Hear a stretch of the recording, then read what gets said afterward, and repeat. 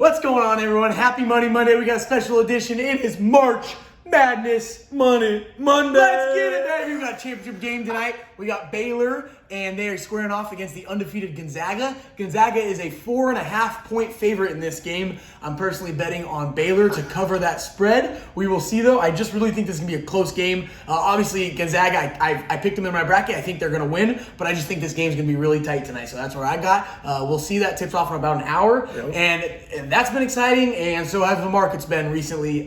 We see the stock markets, S&P 500 closed last week at an all-time high.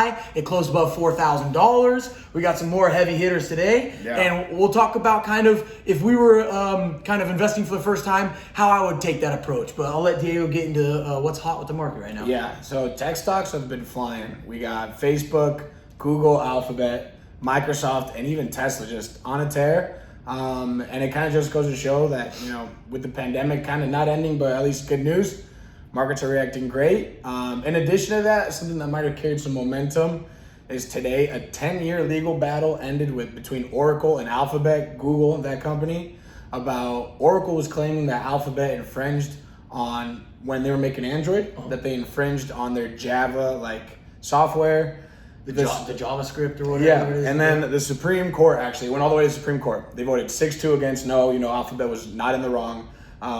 Not that big of a deal. Not too sure if it's just a lot of news, but if anything, it was something weighing these companies down for the last 10 years. So that's kind of done with it, helping with the momentum with tech, and they're scoring on a tear right now. You're saying this is a 10-year lawsuit? 10-year lawsuit. Oh my God. Yeah. Imagine the legal fees. That's ridiculous. Yep. But so on top of that, because the markets kind of have been hot the past week, people have been asking, how do I get involved? If I just started looking at you guys, your videos. If I was, someone looking to get involved and start investing for the first time, the first thing you got to tell yourself, a lot of things in life are like this, but got to have a plan. Are you looking to invest for the long term? You're looking to invest for the short term. If you're looking long term, you want to be at retirement accounts. You want to be in Roth IRAs. You want to be in a regular IRA, 401k, that type of thing. If you're investing short term, you just want to be in a traditional brokerage that you can buy and sell and you can withdraw penalty free, that type of things. But on the next note, what I would say is I would take advantage of slices of stock. So Charles Schwab has Schwab slices.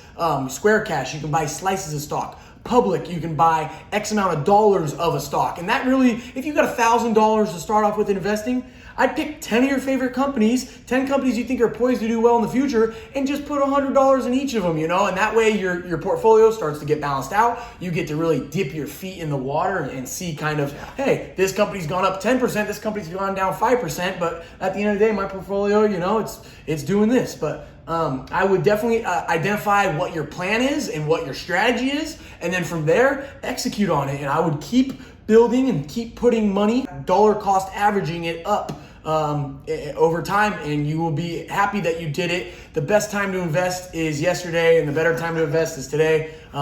Waiting, obviously, people want to say, well, prices are going to come down, so I'm going to wait, but you just don't ever know. You don't want to be caught on the sidelines. Obviously, it's very good to have that risk tolerance and be nervous and say, I don't trust that prices are going to keep going up and whatnot, and I'm fine with that. But at the end of the day, eventually, you can't worry about timing everything. You just need to have time in the market. So with that being said, that's kind of how I recommend going about it. Just picking out a couple. And if you're into cryptocurrency and you want to put $500 there, pick out a few different coins, see how they go, keep adding to your favorites as you learn, as you get market data. Yeah. And if anything, I think most of the people we're talking to, it's going to be like long term. Yep. So look at long-term retirement accounts. You can talk to an advisor, you can talk to friends, you can talk to family, and then at the end of the day, you got to do your own due diligence because it is your money and you are responsible for your stuff.